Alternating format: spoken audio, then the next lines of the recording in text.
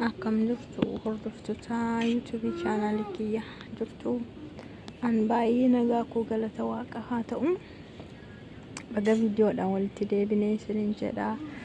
Channel kiyya warri haaraa taatan subscribe naa godha, channel kiyya naa guddisaa isiniin jedha, like illee naa godha. Ansi malee maalan qaba muktillee baala qaba. Egaan bira dhaabbadha isiniin jedha, anis waan beeku isiniin barsiisa, isinirraallee nan baradha. Channeliin kun immoo akkuma kan keessanii waan barbaadan irratti dabarfachuu ni dandeessu, waan barbaadan illee irratti godhachuu ni dandeessu jechuudha channelichi. Kanaaf hara garuu mudannoo tokko isinitti hima jedheeni. Mudannichis maalidha yoonaan jettanii, mudannoo madaamii qooti. Mudannoo madaamii kiyyaatidha. Madaamiin kiyya niin bashannana jettee gara Jiddaa imaltee yeroo darbe guyyaa sadiifanii achi bashannanee dhufaa jetteetu gara Jiddaa biyya Saawud Arabiyaa keessa Jidda kan jedhamu beektu isini gara Jiddaa imalte jechuudha. Jiddi baay'ee namatti tolti. Waqtii qorra kanaan illee Jiddi ni ho'a jechuudha. Qorra hin qabu. Biyyi isaa baay'ee ho'a, biyya ho'uudha. Sababa kanaanii wanti baay'een jira jechuudha. Bahara yookaan garba jedhama. Baharri maal jedhama afaan Oromoo jira, galaana ta'e waan akkasii baharri galaanadha. Isa faa ilaaluudhaaf dhufu safaatti bashannanu kanuma jettee madaamiin yeroo darbe ijoollee ishii fidattee dhufte, daa'imman ishii fidattee dhufte jechuudha. Ijoollee warra jajjabaa lama fidattee dhufte, akkasuma fidattee dhufte jechuudha. Ishee xinnoo mucaa ishee xinnoo fi ana mana keessatti dhiistee dhufte jechuudha. Tokko baasii baqa jechuudha. Baasii anaaf yoo tikkeetti naa kuttee riyaala 400 dhufa, riyaala 400 immoo dhaqa, riyaala 800 natti baaste jechuudha. Dhaqaa gala kana baqa manumatti na dhiistee deemte mucaa ishee xiqqoodha wajjiniin. Garuu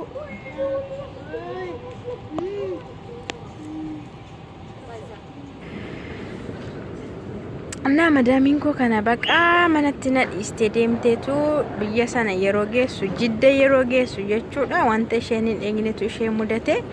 Innis maalni yoo jettanii otoo isheen hin beekin jechuudha. Konkolaataa yaabbattee otuma adeemtuuti. Konkolaataa yaabbatteetuma adeemtu obboleettii ishii wajjiniini. Obboleettii ishii ta'anii, ijoollee obboleettii ishii ta'anii konkolaataadhaan adeemu ture. Amma to konkolaataadhaan deemanii otoo isaan hin beekin konkolaataan sigigaate jechuudha. Konkolaataan walitti bu'ee toon taane konkolaataan akkuma toon beekin sigigaateetu yeroo inni sigigaatu madaamiin kiyya sibiiluma konkolaataadhee mataa ishii baqaqe jechuudha. Madaamiin kiyya sibiila isaadhee mataa ishii baqaqee nudhame.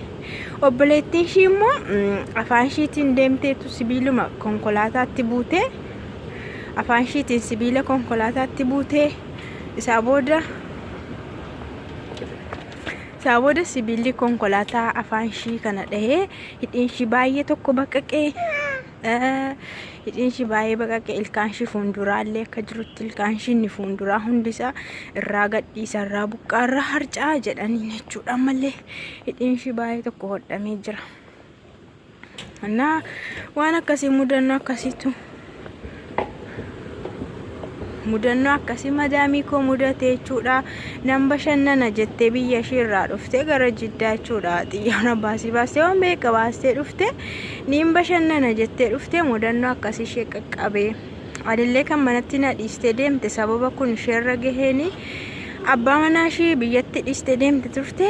Baabaanii jaarsi ishee jechuudha ishee ilaaluudhaaf gara kanaa gara Jiddaa nu fidee isiniin jedha. Yeroo darbe argin dhufe guyyaa 5 har'ammoo gara biyya keenyaatti galuudha. Hinna eerpoortii keessa jirra jechuudha. Eerpoortii Jidda, eerpoortii Jiddaa keessa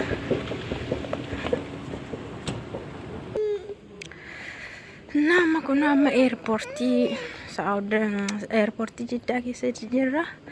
Itoon jaallatinan iyyuu biyya Jiddaa dhufe guyyaa 5 ture isiniin jedha. Kana mudannoo akkasii madaamii koo irra gahee lamaanninyaan baga waaqayyo lubbuu ishii baase dhugaa waaqa. Baga kanaan oliyyuu isheetti dhufiini too miidhamni kanaa olitti dhufe rakkoodha. Too lubbuu ishii irra gahees rakkoodha isiniin jedha. Baay'ee salphaa miidhama salphaatu ishee irra gahe amma hin adeemti garuu mataan ishee hodhamaadha. obboleettii ishiitillee xiqqoo ishiirra miidhame malee isheen badaa miidhaman qabdu. Naa mudannoo akkasiitis isheerra geessiniin jedha hordoftoota kiyyaa. Naa waan akkasiiti gaa. Kanaafuu yeroo baay'ee jechuudha namni hin baha malee akka itti galu hin beekamu isa jedhan faatu keessa koo dhufee isheen nagaadhumaan baatee boqonnaa fudhattee qilleensa jijjiirtee bashannantee deebitee galuudhaaf turte kan isheen baate. Garuu akka isheen baate hin taane humaa hin bashannanne humaas hin taane humaas hin goonee fi akka isheen yaadde akka isheen karoorsite hin taaneef wanti hundumtuu namni hin baha malee akka itti galu hin beekan isa jedhan kanadha. Isiniin jedha hordoftoota kiyyaa. Kanarraa waan tokko ni hubattu hin jedha. Tokko waaqayyo anaanillee ishee biraa na hambisuunsa dhugaa waan tokkodha jechuudha. Anis itoon ishee faana jiraadhee wayituu narra gahaa laata jedhee yaade garuu ishee biraa na hambisuunsaas karooruma waaqayyooti. Ergasii deebi'ee immoo dhufe biichas argeen jira isiniin jedha. Kana fakkaata kaa hordoftoota kiyya mudannoo madaamii koorra gahee isiniin jira. Aga viidiyoo biraatiin walitti deebinutti bye bye. Love you too much.